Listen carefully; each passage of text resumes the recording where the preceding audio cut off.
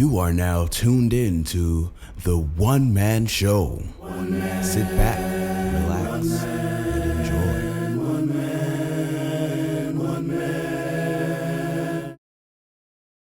One Man Show.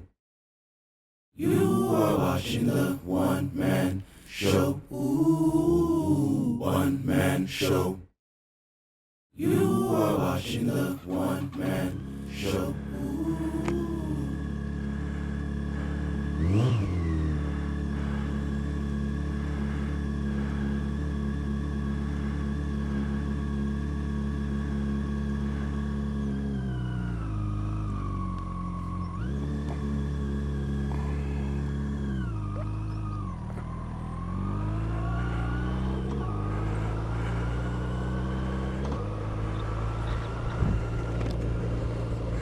Alrighty then.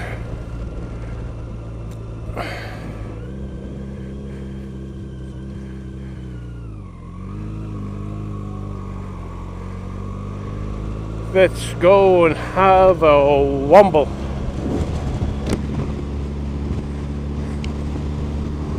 This is looking quite good.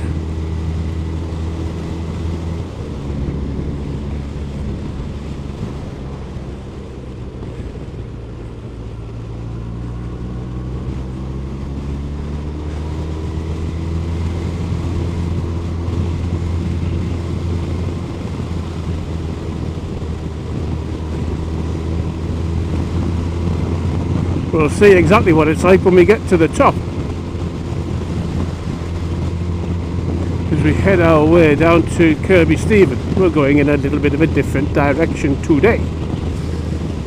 A little bit cloudy, a little bit windy, a little bit cooler, a little bit nicer. Hey, you could make that into a song, couldn't you? It's a little bit cloudy, it's a little bit cooler. And I've got my new held dual compartment gloves on, air and dry. That's what they're called, the held air and dry gloves. Why are they called air and dry? Well, allow me to explain. This side, look at the amount of holes in the palms. Do that. Loads of air, keep your hands from getting too sweaty. But there's also another compartment, which is Gore-Tex. You've got a line that goes down the middle, and this side of the glove you get the full air. That side of the glove you put into a different compartment, and being Gore-Tex lined, it keeps your hands from getting wet when it rains, so you can wear them in sunshine, in rain. So in other words, dual compartment. It's the second pair I've had. The other pair are still alright,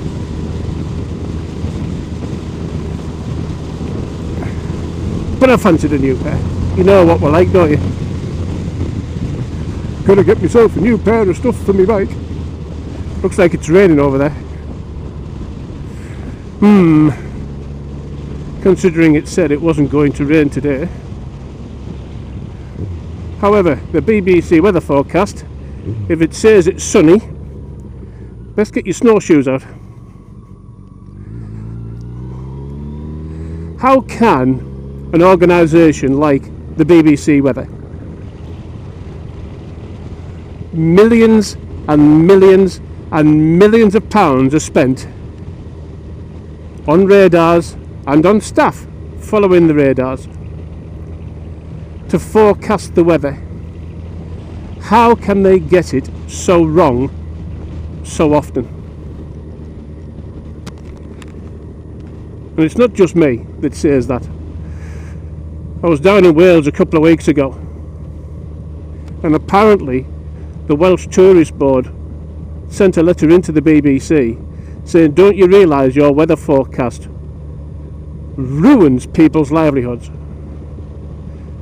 because there was one weekend this year I was going to go down, and the whole of Wales was just blacked out in the blue to say the whole of Wales was going to be a swamp. Well, needless to say, there was no rain and the weather was absolutely fantastic, cracking the flags. How can they get it so wrong? Because really, if it is a forecast, sack the bloody lot of them, because they make it up as they go along.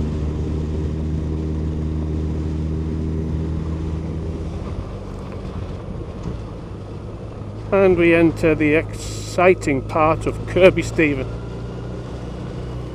Now, believe it or not, there are free flying parrots, not free, but free, as in cost nothing, free flying parrots round here. And I haven't seen them for a while, so I don't know if they're still being cared for or if they're being put in a cage or whatever. But the giant, huge macaws, you know, the red and blue and green and lovely things, and I haven't seen them for a while, so I don't know what's going on. I'm not looking this. I'm not liking the look of that cloud ahead. I'm not.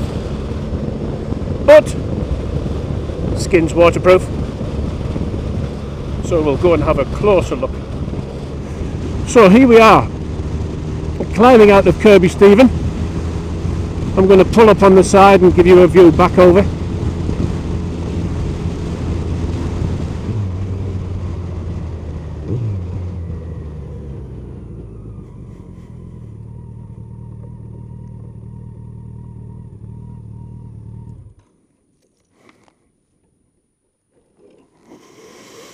Okay,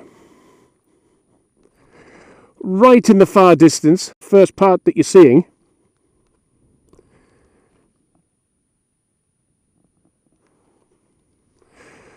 just checking the cameras on.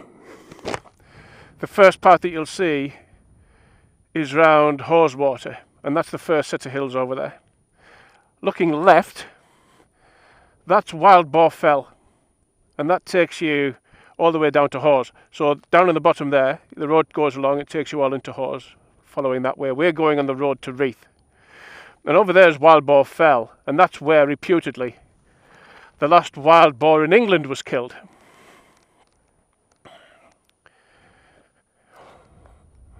And right the way over there is all your Eden Valley. There's a guide, I'll put the link to the guide underneath, all about Eden Valley, so you can see more. But that's in the dip there, you've got your Kirby Steven. Over in that distance there as well, not too far, 5 or 6 miles, you've got T-Bay junction of the M6. And at the moment, Wild Boar Fell is skulking under moody clouds. Over there, that's where the North Pennines finishes, and over the top there you'll get to Alston. Some of you may know the Cafe Hartside. Well, that's on the edge of those hills over there. In the distance, right in the bottom, you can just see the start. Well, you can't on this camera, but that's where Kirby Steven is.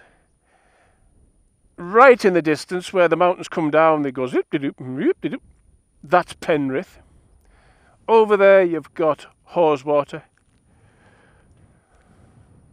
M6 and Wild Boar Fell. And so coming here to tour around here, you can see it's fabulous. It's just glorious. I'm very lucky to live in this region. So lucky.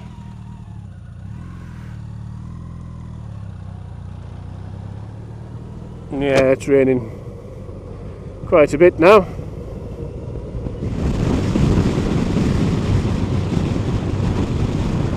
And on the left there goes that hill range across there. That's the Howgill Fells as it goes round. And further over that way you've got Haweswater. But that's the Howgill Fells, which borders the southern edge really of the Eden district of Cumbria.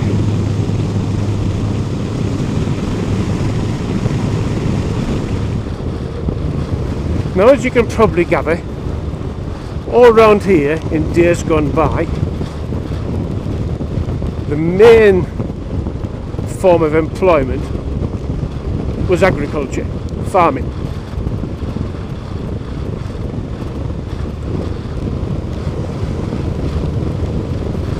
And back in the day,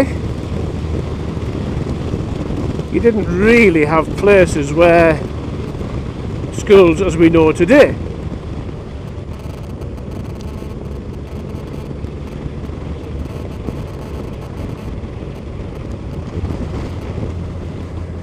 And just here on the right, for all the surrounding families, farming families, that was the school. It's got 2 levels, it's been refurbished inside, but that was the school.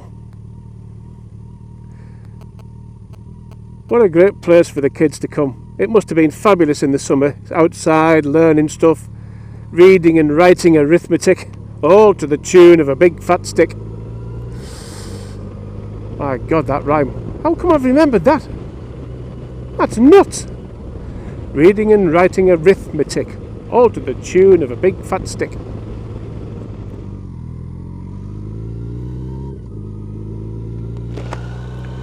So I was saying, how do we know that the plateau that we've just come across was at the bottom of an ocean? Well, here we are now in Orton Scar, and I shall pull up and show you why people know that this was at the bottom of an ocean.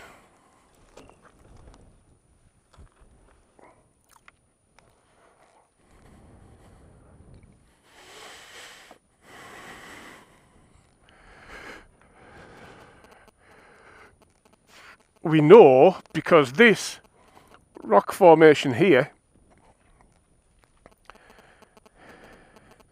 is all seashells, compressed shells, crustaceans in the sea fall to the floor of the seabed and created this rock.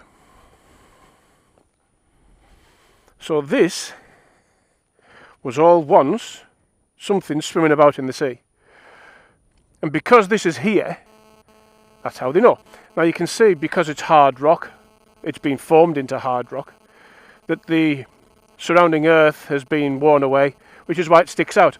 And all round here, more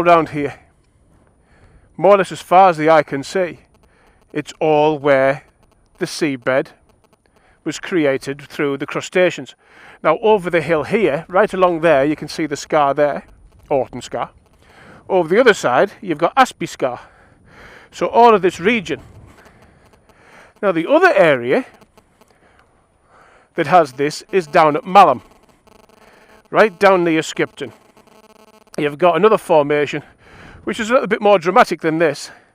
You can walk along the top of the rocks, and then in between is where the soil has eroded away. And again, that was part of the seabed. So there is a region of the seabed that was millions and billion gazillion years ago that follows this line, because over that way you've got the Yorkshire Dales.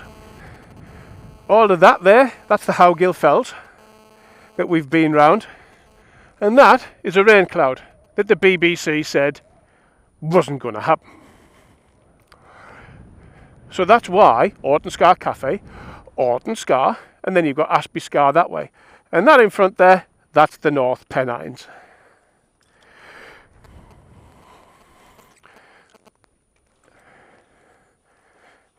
The information I've got in my head,